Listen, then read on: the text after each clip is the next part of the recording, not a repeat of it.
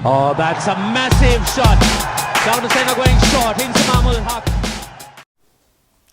बिस्मिल्लाहिर्रहमानिर्रहीम। आप देख रहे हैं मेरा YouTube channel the match winner. So मैं बात आज करूंगा इंडिया और न्यूजीलैंड के टेस्ट मैच की। अच्छा, सारों से पहले अगर मैं बात करूं ना न्यूजीलैंड की, ये सारों से मुश्किल कंडीशन है टेस्ट मैच खेलने के लिए। वनडे और T20 की इनकी कंडीशंस बिल्कुल टोटली डिफरेंट हैं।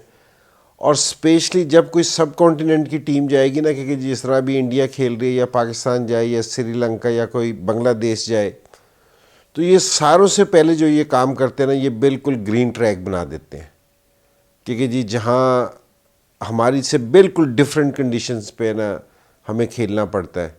और हम अक्सर जो हमारी टीमें हैं वो ये गलती करती हैं कि जो बैट्समैन है ना, वो इतनी ग्रीन विकेट देख के ना आधे तो वो वैसे ही डिसाइड हो जाते हैं कि यार इस विकेट पे हम किस तरह खेल लेंगे।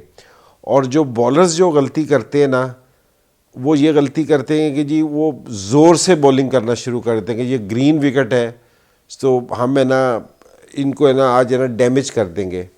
तो ये दोनों चीज़ें ना इस पिच पे नहीं चलती। जिस तरह अगर आपने इंडिया 165 पे आउट हुआ है, अगर आप इनके तीनों बॉलर्स देखें कि जिन्होंने बॉलिंग की है, तो वो तीनों बॉलर्स ने 130 और 131 के बीच में बॉलिंग की है। इससे ज़्यादा उनकी तेज़ बॉलिंग नहीं थी। लेकिन उन्होंने क्या किया, उन्होंने एक लाइन पे बॉल मारने की कोशिश की और पिच को इजाज़त दी है कि जी वो कुछ करे, क्योंकि जी उसकी वजह से कोई मूवमेंट हो जहां बैट्समैन गलती कर रहे हैं। और हम सब कॉन्टिनेंट की जो बैट्समैन है ना, हमारे से अक्सर ये गलती होती है। अगर आप इंडिया के डिसमिसल देखें ना शुरू के सारे, वो क्या गलती हो रही है कि सारे अपने बॉडी से दूर खेलते हैं। क्योंकि हम जिन विकेटों पे खेलते हैं ना, यहाँ बॉडी से अगर आप दूर भी रह के खेल लेना तो बॉल है ना आपके बैट पे टच हो जाती है। यहाँ ज़रा स्विंग हो रही होती है तो बॉल स्लिप में चली जाती है। सो यहाँ ज़रा खेलना ये वाली चीज़ मुश्किल है। सो एक तो इंडिया के बैट्समैनों को मेरी सजेशन है कि जी वो इस चीज़ का ख्याल करें कि जी वो जिस तरह खेल रहे हैं। और मैं आपको सही बात बताऊँ कि ये थोड़ी सी एडजस्टमेंट की बात है कि मेरा ये ख्याल है कि जिस तरह के इंडिया के बैट्समैन थे उनको अभी तक एडजस्ट हो जाना चाहिए था कि वो 5 ODIs खेलने हैं, T20s भी खेल चुके हैं। तो लेकिन ये विकेट थोड़ी सी मुश्किल है कि शायद इस वजह से भी मुश्किल हुई।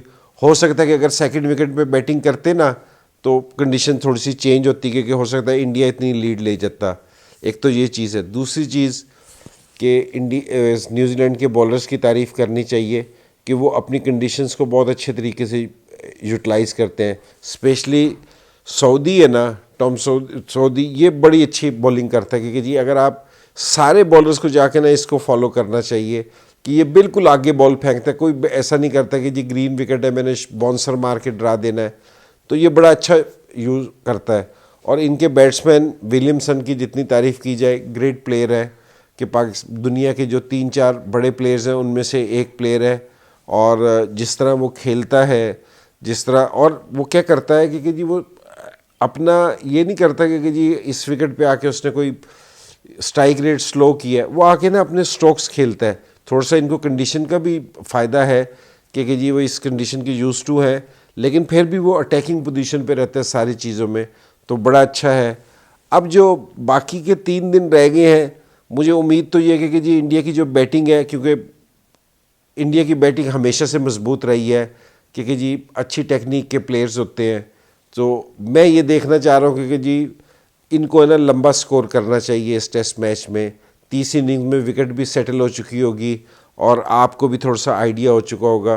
तो मेरे ख्याल में ये चीज़ है ना, इंडिया पहली तो कोशिश ये कि जी आखिरी 5 विकेटें अगर 100 रन से ज़्यादा की लीड ना दें ये उनको, कि अगर उसमें आउट कर लेते हैं तो बहुत अच्छा है, क्योंकि 100 से ज़्यादा की लीड है ना परेशानी का बाइस बन सकती है इंडिया के लिए। Oh, that's a massive shot. Down to centre going short into Mahmood Haq.